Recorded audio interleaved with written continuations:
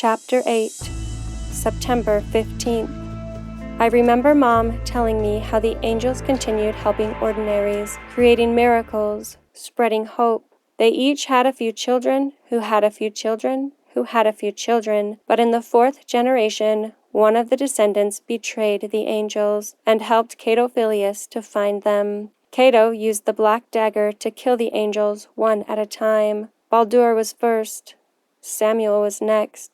Adiona, the angel of life, was last, and she knew it. Instead of running and trying to hide, Adiona remembered her purpose had multiplied. She had children and grandchildren and great-grandchildren to protect, as well as the human race. Mom always spoke of Adiona, the angel I'm descended from, as a hero, the one angel that would not go into hiding to save her own life. My mother's words are like a dagger in my heart when I think of them. Instead of hiding, Adiona created a trap for Cato-Philius in which she sacrificed her own body, ripping the daggers from Cato-Philius's fingers and plunging them into her own heart. She used her knowledge of life to absorb the daggers into her DNA, transferring them down through her descendants as a recessive gene, so Cato-Philius could not use the daggers against her descendants anymore. Cato-Philius swore he would find the descendant and rip the daggers from their bones. Adiona promised with her last breath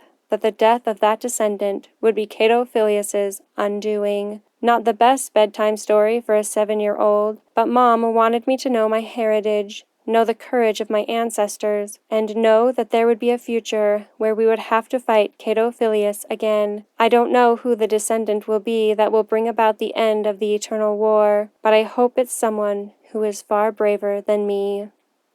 Treadon Nelson. Treadon led his team to victory the next 2 weekends. After each game, he waited for the thrill of the win, the excitement that he saw in the faces of his teammates. Instead, he only felt a strange sense of emptiness. He tossed and turned at night, and tonight was particularly bad. He stared into the blinding lights, his feet frozen to the pavement, but his mind processed everything at warp speed. Move. Pick up your feet. Run. The words didn't register with his body. He fought with all his might to lift one foot. It started to respond. Too late. Too late. The lights got brighter, closer. Treadon bolted into a sitting position, sucking in life-giving air. His room was dark and peaceful. A light breeze swayed his curtains playfully as he stumbled from his bed to lean against the dresser. It was a dream. Only a dream. He looked at the dark silhouette outlined in the mirror against the trickle of moonlight coming in through the window. He was whole. There was a soft tapping, a knock. Not on his door. He heard Abigail's voice and Gabe's low rumble. A few minutes later, the roar of a motor signaled Gabe leaving on his motorcycle. He was gone again for who knew how long.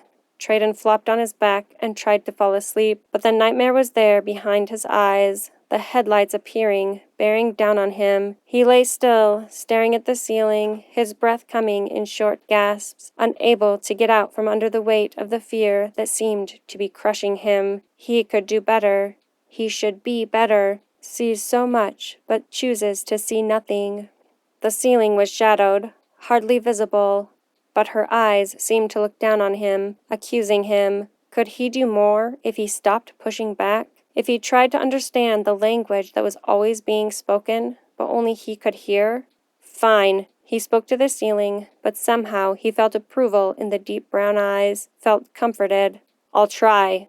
I'm not promising anything, but I'll choose to see more. This time, when he closed his eyes, the sleep was peaceful and deep. But the next morning, as he lagged behind Jaren and approached the quad, students milling in different directions, standing in groups, talking and laughing, the calmness disappeared. He had done this for 3 years, walking into the school grounds every day of the school year, but today felt different. Today he wanted to see. He took a tiny breath and held it for a second before focusing on the sea of faces that surged past him. Nothing. Kids walking, friends talking.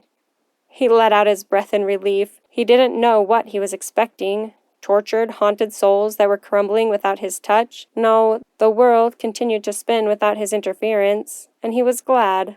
What had she expected him to see? He studied a group of girls, giggling as they walked. One of them had just been asked out, and one was madly jealous. 3 of the girls simply enjoyed the gossip. A boy walked alone with a terrified look in his eyes. Treadon looked. Quick steps, nervous movements, a twitching glare at other students. Treadon knew as clearly as if the boy had told him. He forgot to study for a test. He'd be okay. Another small group caught his attention.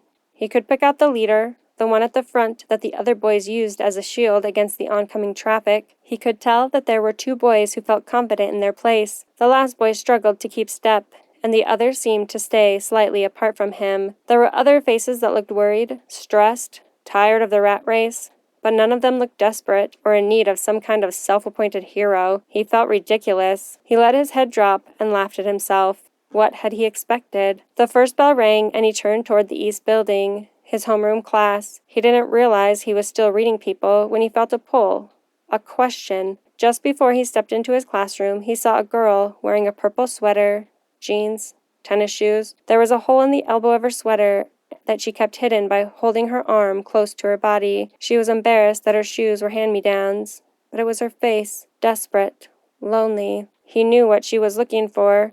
He waited, knowing she'd look up when she passed, knowing she expected to be ignored. When they made eye contact, Treadon smiled, raising his chin. Acknowledgement. If Jaren were here, he would have used the line from Avatar, "I see you." The effect was immediate. The girl's face flushed, her thin lips pulled tight by the energetic smile that enveloped her whole face. As the girl walked by, eyes straight ahead, chin held higher than before, he felt that rush of victory that he was sure he should feel after a football game. That was a real win. One person, one smile. It felt better than all the touchdowns he'd thrown this year. Maybe choosing to see wouldn't be so bad if he could keep his mouth shut and didn't say stupid things. This could be fun. He caught sight of Jaren walking with Rachel across the quad. Too far away to hear. They walked with their heads close together, Jaren's hands moving with sharp, quick movements. Jaren was worried about something serious, and Rachel wanted nothing more than to take his pain away. Treadon moved to follow his friends, but a voice from inside the classroom caught him mid-step. "Care to join us, Mr. Nelson? Class is starting." Treadon would ask Jaren about it after school. Maybe he would finally be able to make a difference.